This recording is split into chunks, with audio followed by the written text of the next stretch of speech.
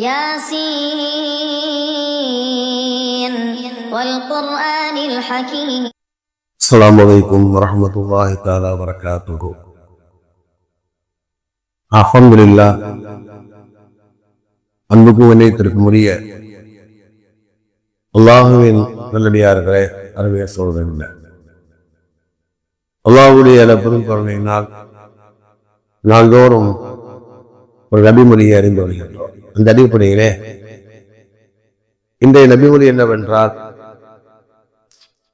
சிறந்த மனிதர் யார் என்பதற்கு பெருமானார் ஸல்லல்லாஹு அலைஹி வஸல்லம் அவர்கள் கூறக்கூடிய விளக்கத்தை நாம் இன்று அறிய வைக்கின்றோம். இந்த ஹதீஸை அப்துல்லாஹ் இப்னு அம்ர் ரலியல்லாஹு தஆலா அன்ஹு அறிவிக்கிறார்கள்.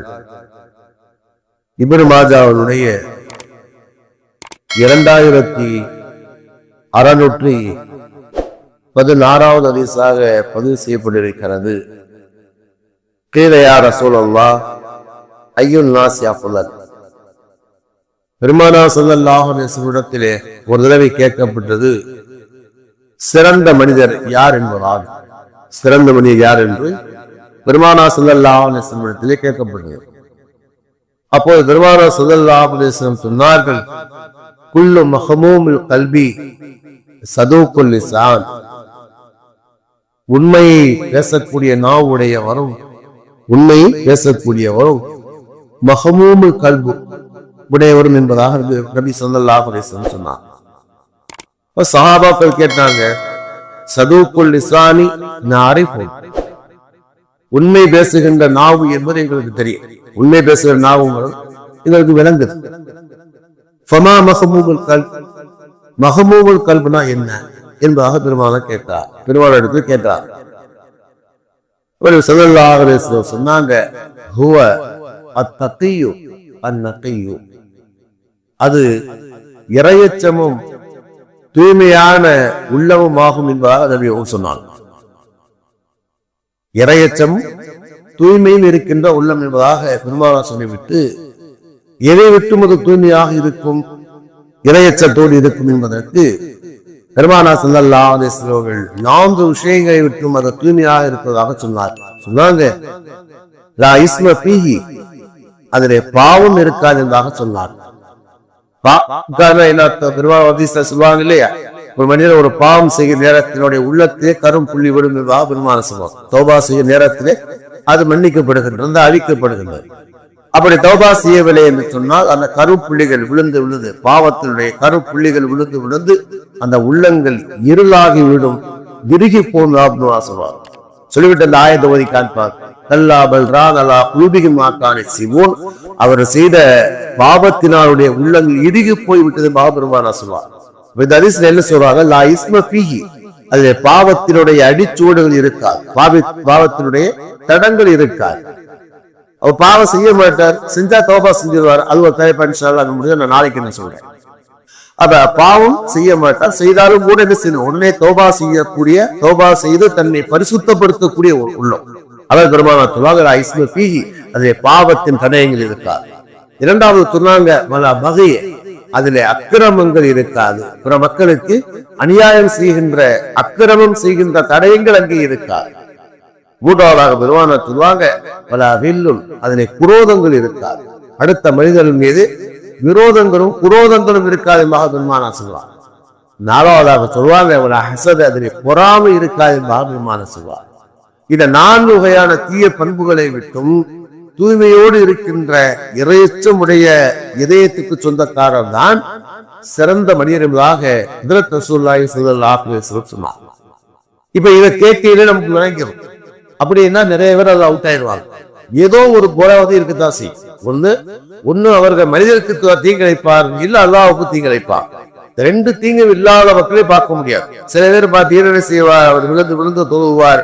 ஆனா மனிதனிடத்துல அவர் சரியா நடந்துக்கிறாரா? இல்ல. வாங்கின காசை திரும்ப கொடுப்பாரா? கொடுக்க மாட்டார். நம்பிக்கை துரோகம் என்பதெல்லாம் இருக்கத்தான் செய்யும்.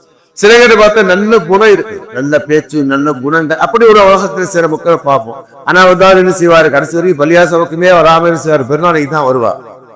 உறவுகளே நம்ம பார்க்கலாம். என்ன செய்வார், வாரத்துக்கு ஒரு நாள் வருவாரு, இல்ல வருஷத்துக்கு ஒரு நாள் வருவார். ஆனா நல்ல மனிதரா இருப்பார், நல்ல குணமாக இருப்பார். பெருமானார் சொன்னாங்க அப்படின்னா, தூய்மையான இதயம் தான் என்ன செய்யும் அப்படின்னா, அதிலே பாவங்களும் செய்திருக்க கூடாது, மக்களுக்கு அநீதி விளைத்திருக்க கூடாது. இப்படிப்பட்டவர்கள் தான், இப்படிப்பட்ட இதயத்துக்கு சொந்தக்காரர் தான் சிறந்தபடி என்பதாக ஹஜ்ரத் ரசூலுல்லாஹி ஸல்லல்லாஹு அலைஹி வஸல்லம் சொன்னார்கள்.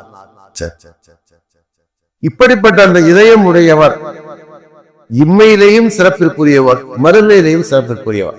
அல்லாஹ் தஆலா தன் திருமறையிலே 26வது சூராவுடைய 88, 89 இந்த 2 வசனங்களில் எல்லாம் கூறுகிறார், யௌம லா யன்ஃபு மாலு வலா பனூன், அந்த மறுமை நாளையிலே யாருடைய பொருள் செலவமும் குழந்தை செலவும் பயன் தராது, இல்லாம அல்லாஹ்வி கல்பின் சலீம், தூய்மையான இதயத்தை தவிர என்பதால் அல்லாஹ் தஆலா கூறுவார்.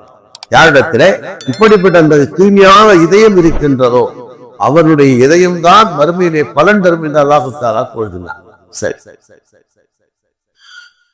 அல்லாம இப்னு கய்யிம் ரஹ்மத்துல்லாஹி பெரிய அறிஞர் தான்.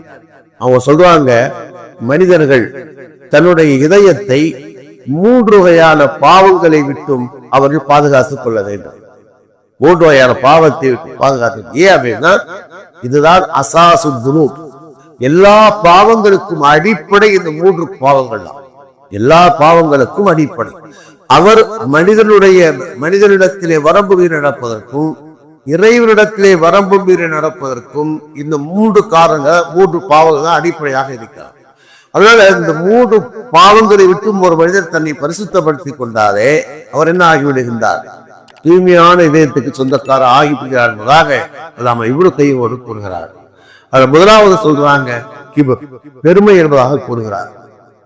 இந்த பெருமையினால் இந்த உலகத்திலே அழிந்த முதல் ஆள் யாரு? இப்லீஸ் தான் அழிஞ்சான். இந்த உலகத்துல பெருமையினால் அழிந்து பார்த்தா இப்லீஸ் தான் அழிஞ்சான். சிலர்கிட்ட அவங்க சொல்லுவாங்க, எல்லாம் இப்னு கய்யிம் தான் இந்த 3 பாவத்தை சொல்றாங்க. அந்த பாவத்தினால் யார் அழிந்தார் என்பதையும் சொல்றாங்க. குர்ஆனுடைய அடிப்படையில இந்த 3 பேரும் அழிந்தார், 3 பாவத்தினால். முதலாவது, இந்த உலகத்திலே பெருமையினால் அழிந்த இப்லீஸ் தான் அழிஞ்சான். அவருக்கு அல்லாஹ் தஆலா இவ்வளவு உயர்ந்த அந்தஸ்தை கொடுத்திருந்தார். பேரு அஸாஜில் என்பதுதான்.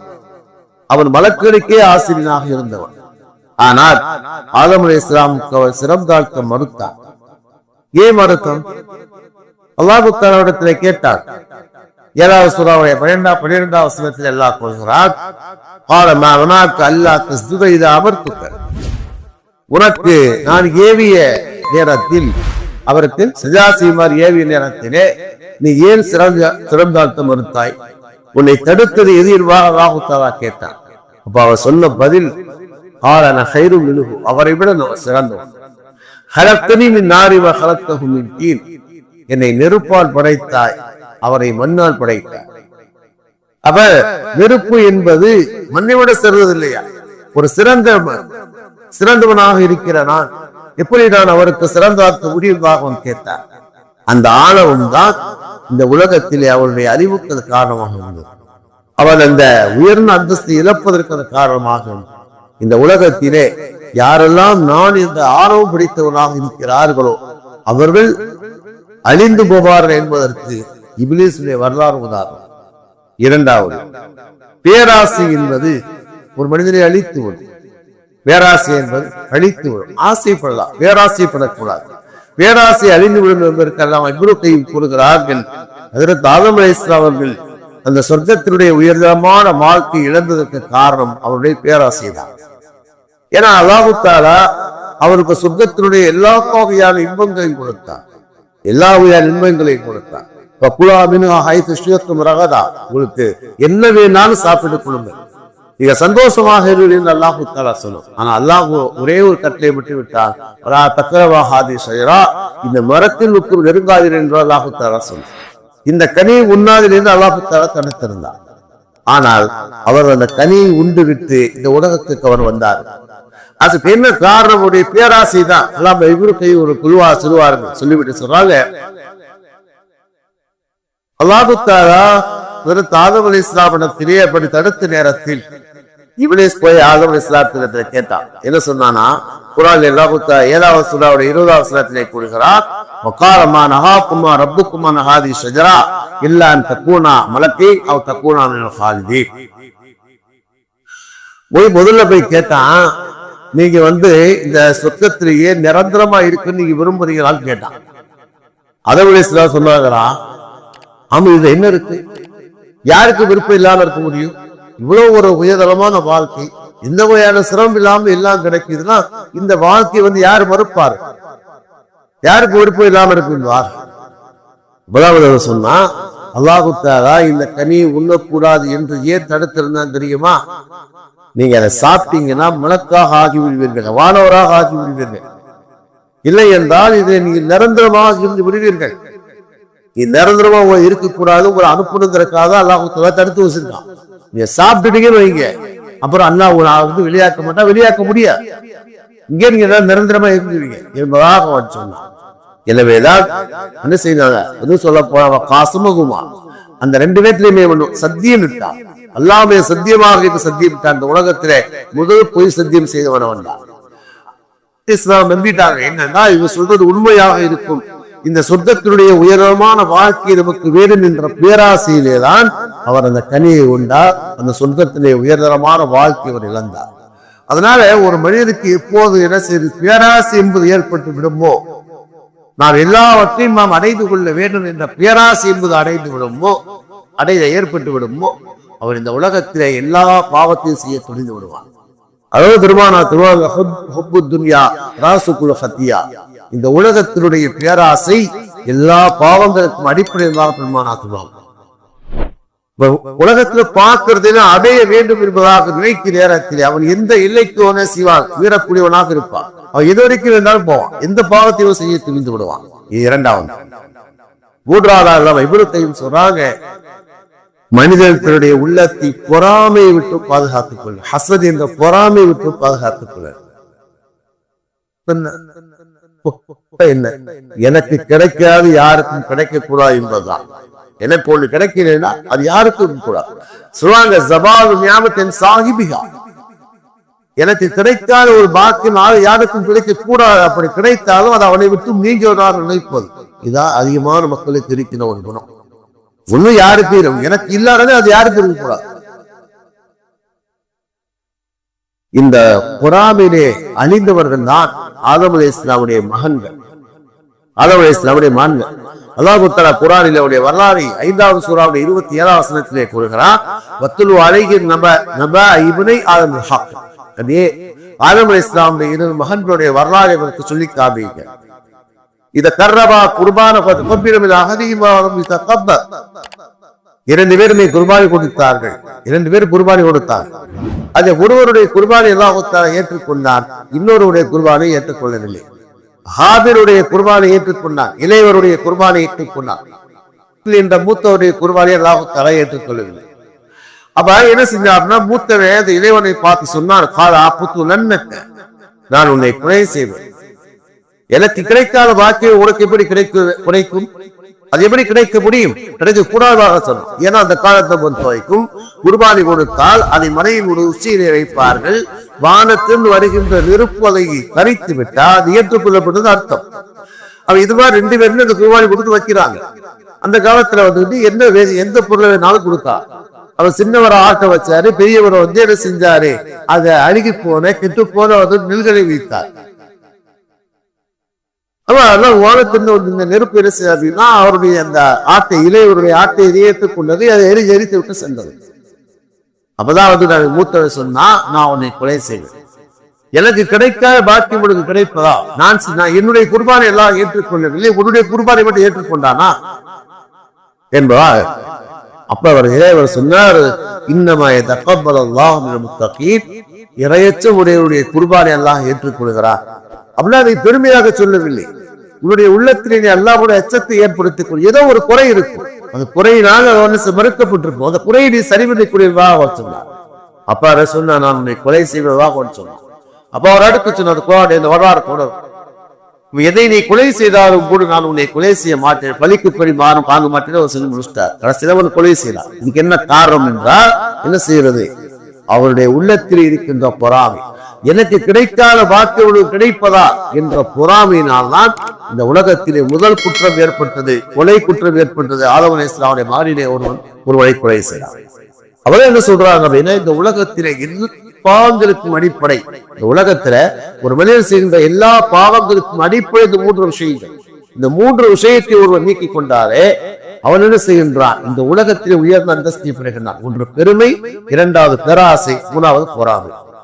அது மட்டுமல்ல, இது மாதிரியான ஒரு தீய பண்புகளை பிறர் மீது என்ன செய்து குரோதமும் பொறாமையும் இருக்கின்ற இந்த பண்பு இருக்கிறது இல்லையா, இது ஒரு வெளியிடத்திலே இருக்குமானால் அவன் நரகவாதியாக ஆகின்றார். இதை நீக்கிக் கொண்டால் இவன் சுத்தவாதியாக போற்றப்படுகின்றார். வரலாற்றிலே ஒரு செய்தி வருகின்றது. பெருமானார் ஸல்லல்லாஹு அலைஹி வஸல்லம் சொன்னாங்க, சற்று நேரத்திலே சொர்க்கவாதியில் ஒருவர் வருவார். பார்க்கிறாத அவரை பார்த்துங்க, சொர்க்கவாதியை பார்க்கிறாத அவரை பார்த்துங்க, சற்று நேரத்தில் வருவார் சொன்னார். 3 நாளுக்குள்ள ஒரு அன்சாரி சஹாபியே வருவார். 3 நாள் பெருமானார் அறிவு செய்வாங்க, வீட்டை வரலாறு. 3 நாள் அறிவு செய்வார். 3 நாட்களுமே ஒரு என்ன செய்வாரு, ஒரு அன்சாரி சஹாபி வருவார். வந்து என்ன செய்வார், பெருமானார் மஜ்லிஸ்ல வந்து உட்கார்வார். அப்ப அதை பார்த்த அப்துல்லா இப்னு அம்ர் ரலியல்லாஹு தஆலா அப்துல்லா இப்னு அம்ர் அவங்க பார்த்து என்ன செய்வாங்க, 3 நாள் பெருமானார் சொல்றாங்க இவர் சொர்க்கவாதி, இவர் வீட்டுல போய் நம்ம தங்கி இவரை பத்தி தெரிந்து கொள்ளும் விவாதத்திலே அவர்கிட்ட போய் சொல்லுவாங்க. அந்த மஜ்லிஸ் முடிஞ்சு போகும்போது எனக்குடைய தந்தைக்கு வந்து ஒரு சங்கடம், ஒரு வருத்தம். நான் ஒரு 3 நாளைக்கு நான் வீட்டுக்கு வரமாட்டேன்னு சொல்லிட்டு நான் உங்க வீட்டுல 3 நாள் தங்க போறேன், தங்க வரவாங்க கேட்கும்போது வாங்கன்னு சொல்லிட்டான். இந்த காலத்துல அது சகஜமான ஒரு 3 நாட்கள் முடிஞ்சு செய்யாரு. அவர் வெளியே புறப்படுற நேரத்துல சொல்லுவாரு, பெருமானார் ஸல்லல்லாஹு அலைஹி வஸல்லம் 3 நாள் வந்து இந்த மாதிரி அறிவு செஞ்சாங்க, சொர்க்கவாதியை பார்க்கலாம் தான் வரக்கூடிய பாருன்னு சொன்னாங்க. நானும் 3 நாளும் வந்து உங்களுக்கு தங்குறேன், எந்த வகையான விசேஷமான பண்புகள் எதுவுமே இல்லையே, விசேஷமான ஒரு இபாதத்து பண்புகள் எதுவுமே இல்லையே, எப்படி சொர்க்கவாதியா ஆறீங்க? அதுக்கு அவர் சொல்லுவாராம், வரலாற்று வருகிறது, நசை ஷரீஃபினுடைய 10,699வது ஹதீஸாக பதிவு செய்யப்பட்டு சொன்னாங்களா, இன்னில அஜிது ஃபீ நஃப்ஸி லஅஹதி முஸ்லிமின் நிஷா, நான் எந்த முஸ்லிமின் மீது விரோதமும் புரோதமும் கொள்வது இல்லை, எந்த முஸ்லிமின் மீது புரோதம் கொள்வது கிடையாது. 2வது அவர் சொன்னாரா, வல அஹ்சுத அஹதன் அலா கைரி அஹ்சுத அஹதன் அலா கைரின் ஆத்தாஹுல்லாஹ், அவருக்கு அல்லாஹ் தஆலா கொடுத்த பாக்கியம் நினைத்து நான் பொறாமைப்படுவதில்லைன்னு சொன்னார். என்னை விட ஒருத்தர் நல்லா இருக்கார் அப்படின்னு நினைச்சா அதை நினைச்சு நான் பொறாமைப்படுவதில்லை. பிறர் மீது ஏதாவது சங்கடங்கள் ஏற்பட்டாலும் கூட அந்த பகையை வளரக்கூடாதுன்னு சொல்லுவாங்க. அந்த மாதிரி இந்த விரோதத்தை நான் வளர்ப்பது இல்லை அப்படின்னு சொன்னார். அவதான் அப்துல்லா நம்முடைய சொல்றாங்களா, ஹாதி இல்லத்தி பல்லகத் பிக, நீ சொர்க்கத்துடைய உயர்ந்த அந்தஸ்தை அடைந்ததுக்கு தான் காரணம்னு சொன்னாங்க. அதனால நாம் அடுத்த மனிதர்கள் மீது என்ன செய்ய விரோதமும் புரோதமும் கொள்ளாமல், அடுத்த மனிதர் மீது நாம் பொறாமை கொள்ளாமல், அல்லாஹ் அவர் கொடுத்தா அல்ஹம்துலில்லாஹ் நல்லா இருக்குது என்ற எண்ணம் இருக்குமானால் நம்முடைய உள்ளத்திலே பேராசை, பெருமை, பொறாமை, இந்த 3 குணங்களை நாம் நீக்கிவிட்டு இந்த உலகத்திலே வந்தாலே இந்த உலகத்திலே சிறந்த மனிதராக கருதப்படுகின்றோம், மறுமையிலே சிறந்த மனிதராக சொர்க்கவாதியாக நாம் போற்றப்படுகிறோம். அல்லாஹ் தஆலா அத்தகைய வாக்கியத்தை வழங்குவான். அல்ஹம்துலில்லாஹ் ரப்பில் ஆலமீன். சுப்ஹானல்லாஹி சுப்ஹானல்லாஹு வபிஹம்திஹி அஷ்ஹது அல்லா இலாஹா இல்லா அன்த அஸ்தக்ஃபிருக வ அத்தூபு இலைக். ஆமீன். சுப்ஹான ரப்பில் இஸ்ஸத்தி அம்மா யசிஃபூன். வ ஸலாமுன் அலல் முர்ஸலீன். அல்ஹம்துலில்லாஹி ரப்பில் ஆலமீன்.